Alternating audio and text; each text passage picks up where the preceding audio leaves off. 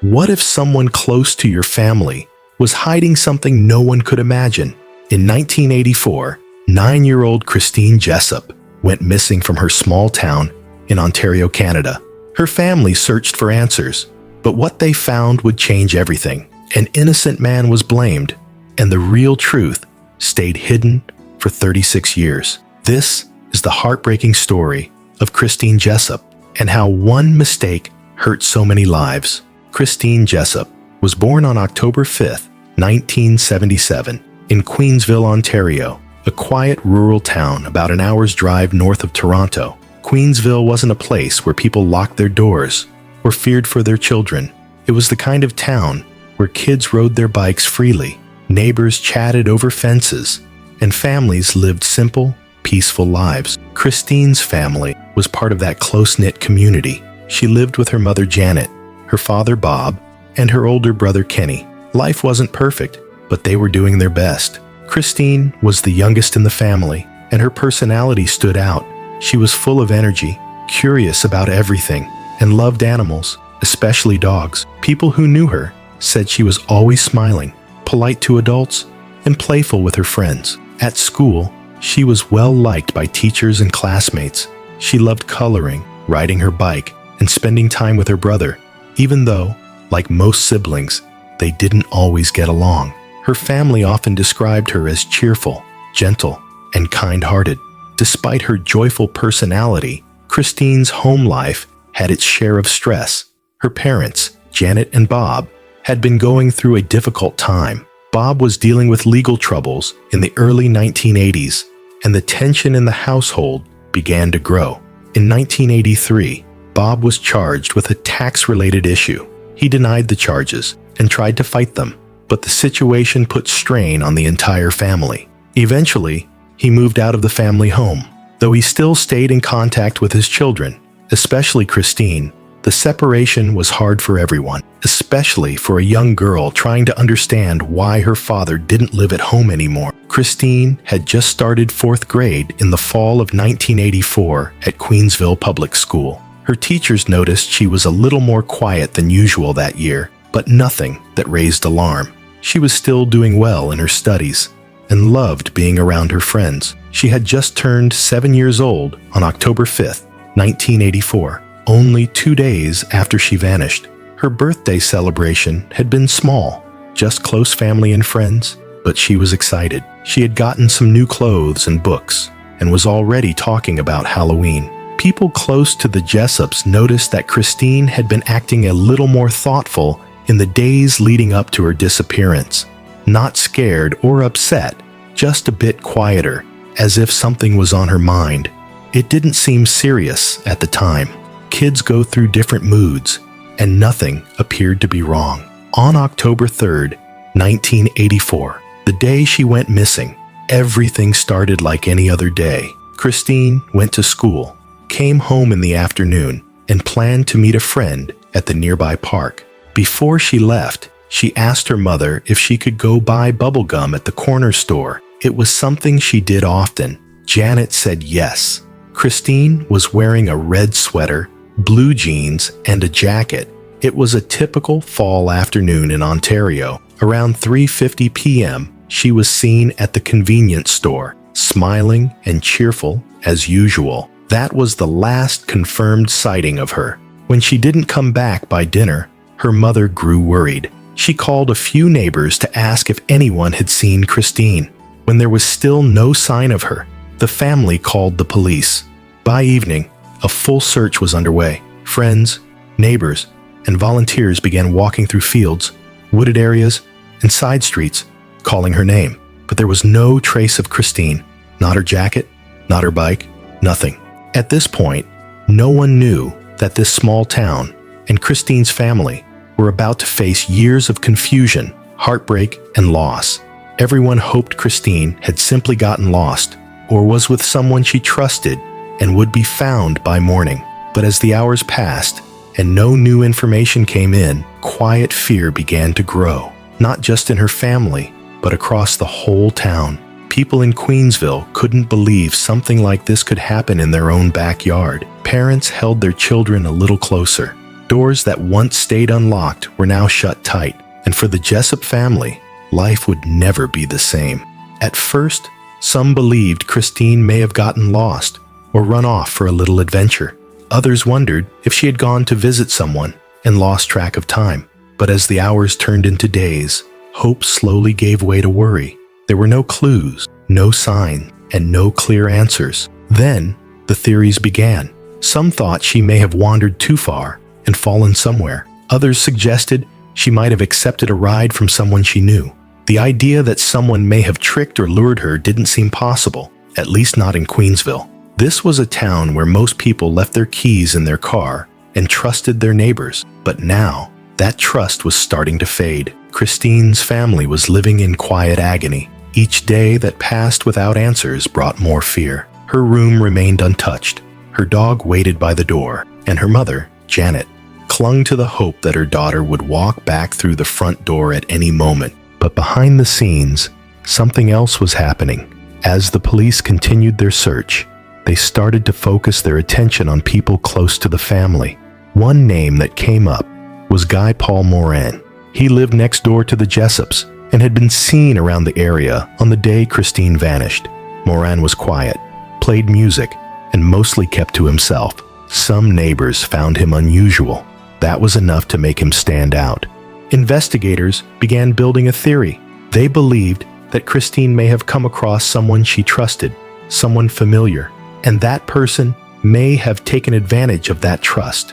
The more they looked at Moran, the more they convinced themselves he was the one. But there was no real evidence, just a growing suspicion. As pressure built and questions kept coming, the peaceful image of Queensville continued to crack. Parents became more protective. Children were no longer allowed to play outside alone. And in Christine's home, the pain deepened with each sunrise and no answers. Something terrible had happened, and everyone knew it. But no one yet realized that the investigation was about to take a turn that would lead the case down a path of mistakes, heartbreak, and confusion that would last for decades. October 3rd, 1984, started like any other ordinary day for the Jessop family. But by sunset, everything had changed. Christine, just 7 years old, had left home that afternoon to go to the park and grab some bubble gum from the corner store. She had done it before. It was a simple routine in a town where most parents still believed kids could play outside without fear. But this time, she didn't come back. By the time it got dark and Christine hadn't returned home, her mother Janet knew something was wrong. At first, she told herself maybe Christine had stayed too long at a friend's house. Maybe she'd lost track of time or gotten distracted. She started making phone calls. She walked to neighbors' homes, but no one had seen Christine since around 3:50 p.m. when she was spotted at the convenience store just a few blocks away. By 7 p.m., Janet contacted the police. That evening, the search for Christine began. At first, it was local, just police officers, neighbors, and volunteers checking backyards, side streets, parks, and schoolyards. People shouted her name into the night air, hoping to hear a shout back. The local community came together, powered by fear and hope, but nothing was found. No sign of her jacket, no bicycle, not even the gum she'd bought. It was as if she had simply disappeared into thin air. Over the next few days, the search grew larger. The Ontario Provincial Police got involved. Helicopters flew overhead. Search dogs were brought in. Volunteers combed through fields, ravines, and the surrounding woods. Flyers with Christine's photo were placed across town. Her face, smiling and bright, looked back at people from every street pole and store window. The town of Queensville, once quiet and calm, was now filled with whispers, worry, and suspicion. In the early days of the investigation, police considered several possibilities. One theory was that Christine had gotten lost. Another was that she may have run away, though those who knew her found that unlikely. Christine had no history of running off and no reason to leave. She was happy at home and loved school. The theory that something more serious had happened began to take hold. With no clear evidence to guide them, investigators began to focus more on people in Christine's immediate circle, especially those who lived nearby. One name quickly came to their attention: Guy Paul Morin, a 24-year-old man who lived next door. He wasn't a close friend of the Jessops, but he was known to them. Christine's brother Kenny sometimes played music with him. Guy Paul was soft-spoken, intelligent, and deeply into hobbies, like playing the clarinet and saxophone. He lived with his parents and mostly kept to himself. To some in the neighborhood, he seemed a bit different, not dangerous, just quiet. But in a town searching for answers, that difference was enough to draw suspicion. Police interviewed Guy Paul Morin and took note of his calm, controlled answers. He didn't seem nervous, but that, in their eyes, was suspicious too. A few months later, without any physical evidence linking him to Christine's disappearance, they began quietly building a case. Months passed with no trace of Christine. Her family tried to carry on, but every day was filled with pain and questions. Then, on December 31st, 1984, nearly 3 months after she vanished, 2 people riding snowmobiles discovered something in a wooded area near Sunderland, about 50 kilometers from Queensville. It was the answer the Jessop family had feared most. The search was over, but the nightmare had only just begun. Christine's remains were identified through dental records. Authorities believed she had been taken from Queensville and brought to the wooded area the same day she went missing. The location was remote, surrounded by trees, not a place anyone would find by accident. Whoever had brought her there had known how to hide what they had done. The discovery shook the entire country. The news spread fast, and it became a national story. Television stations and newspapers across Canada covered the heartbreaking update. The small town of Queensville was now in the spotlight, and the pressure on police to find the person responsible increased by the day.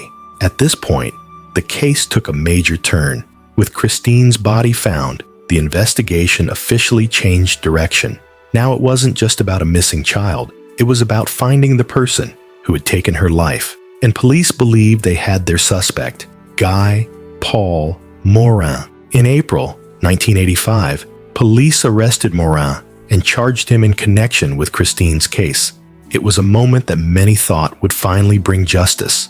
But what no one realized was that the real story, the real truth, was still buried. The case against Morin would come to define one of the most tragic mistakes in Canadian legal history. For many, the arrest of Guy Paul Morin in April 1985 felt like a step toward justice.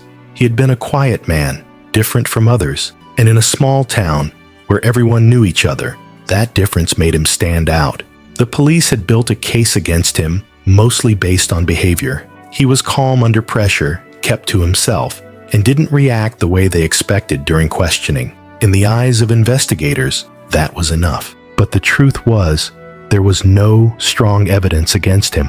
There were no eyewitnesses, no solid forensic proof, no clear connection between Morin and what had happened to Christine Jessop. Still, the police and Crown attorneys were convinced they had their man. The case moved forward, and in 1986, Morin went on trial for Christine's death. That first trial ended with a not guilty verdict. He was free for a while. Authorities, not satisfied with the decision, appealed. In 1992, Morin was tried again. This time, the jury found him guilty. He was sent to prison and labeled across Canada as the person responsible for one of the country's most heartbreaking crimes. But Morin never stopped saying he was innocent. He never changed his story. He insisted that he had nothing to do with Christine's disappearance.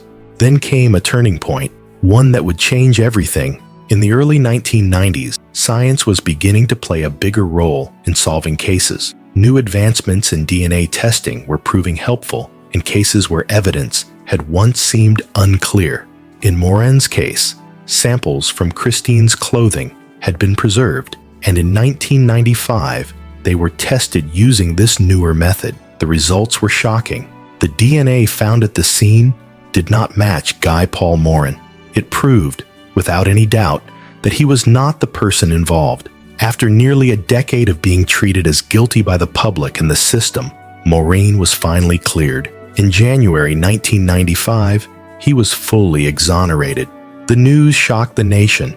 A man had lost years of his life for something he didn't do, and the real person responsible was still unknown. The failure of the investigation made headlines across Canada. A public inquiry was launched to understand how this mistake had happened. It revealed major issues: tunnel vision by police, mismanagement of evidence, and the use of unreliable witnesses. The justice system had failed, and Christine's family had been given false hope for years. Even more painful was the fact that Christine's case, once again, was left unsolved. Years passed. Her family tried to heal, but the pain remained. Janet Jessop, Christine's mother, continued to seek justice for her daughter, while also carrying the burden of having believed in the wrong suspect for years. The community of Queensville, too, remained haunted. People often asked, how could such a mistake happen, and where was the real person responsible? Then, decades later, 36 years after Christine disappeared, the truth finally surfaced. In October 2020, the Toronto police made an announcement. Thanks to genetic genealogy, a method that uses DNA to trace family trees and find distant relatives, they had found a match. The DNA from the scene matched a man named Calvin Hoover. Calvin Hoover had lived in the same area as the Jessops in the 1980s. He was a friend of the family and had even attended social events at their home. He was not a stranger. In fact, he was someone Christine likely knew and trusted. At the time of her disappearance, Hoover was 28 years old and worked as an electrician. He had never been treated as a serious suspect. The most heartbreaking part of this discovery, Calvin Hoover had passed away by suicide in 2015, 5 years before police discovered his DNA match. He would never be questioned. He would never stand trial, and the Jessop family would never have a chance to face him. This final twist was almost too much to believe. The person they had all been searching for had been right there, close to the family, close to the investigation, and living a normal life while an innocent man sat in prison. Police confirmed publicly that Hoover was the person responsible. There were no other suspects. The DNA was a perfect match. It brought answers, but not peace.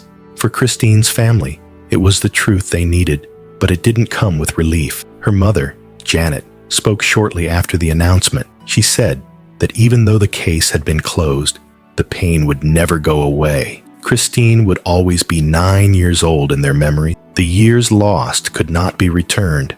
When the name Calvin Hoover was announced in October 2020, it felt like the final piece of a long, painful puzzle had finally been found. For 36 years, the Jessop family had lived with heartbreak, confusion, and unanswered questions. Now they knew who had taken their daughter.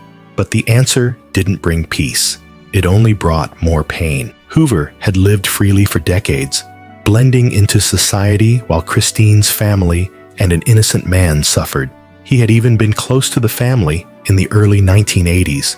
Christine's mother, Janet, later revealed that Hoover had visited their home more than once. He and his wife were friendly with people in the neighborhood. No one suspected him. He seemed ordinary, but behind that normal image, something was hidden. And when Hoover died in 2015, the truth died with him, until DNA brought it back to light. The Jessop family had been through so much already. In 1995, when Guy Paul Moran was cleared, they had to accept that the person they had believed was guilty all those years was actually innocent. It was a painful realization, not just because of the mistake, but because it meant they were once again left with no answers. Christine's brother, Kenny, and mother both apologized to Moran after his name was cleared. It was a difficult step, but one they believed was necessary. For Guy Paul Moran, the aftermath was its own kind of tragedy. He had spent more than a decade being treated like a criminal. He had been put on trial twice, sent to prison, and judged by the public. Even after being exonerated, the damage had been done. In 1997, he received $1.25 million in compensation from the Ontario government, along with an official apology. But no amount of money could undo the years lost or the trauma endured. He later spoke about how the experience had taken away his peace, his privacy, and his trust in the system. The case also led to major changes in Canada's justice system. The public inquiry that followed Guy Paul Moran's exoneration revealed serious issues with how the case had been handled. Police had focused too quickly on one suspect, ignored important evidence, and allowed bias to influence their investigation. These findings led to reforms in how police handle major cases and how forensic evidence is used. One of the most important lessons from this case was the danger of tunnel vision, when investigators become so focused on one theory that they ignore everything else. Christine Jessop's case became a symbol in Canada, a symbol of both failure and progress. It showed how easily things can go wrong in the justice system, but also how science, persistence, and truth can eventually bring answers, even after decades. Her mother, Janet Jessop, continued to fight for justice well into her later years. When the DNA match with Hoover was announced, she said she was thankful for the closure, but saddened it took so long. Sadly, just months after the case was finally solved, Janet passed away in December 2020, never fully getting to see justice served in the way she had hoped. Christine's story still brings tears to many who remember it. She was a child with her whole life ahead of her, full of kindness, energy, and innocence. What happened to her left a permanent scar, not only on her family, but on the entire country.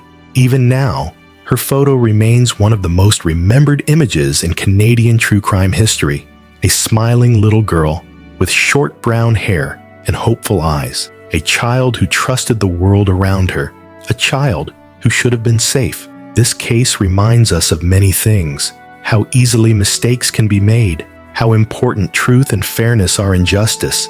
And how strong a family can be in the face of unimaginable loss. It reminds us to be careful in our judgments and never to give up in the search for truth, no matter how long it takes. Christine Jessop's story is no longer just a mystery. It's a lesson, a warning, and a memory that should never fade. She was loved, she was missed, and now she is finally known.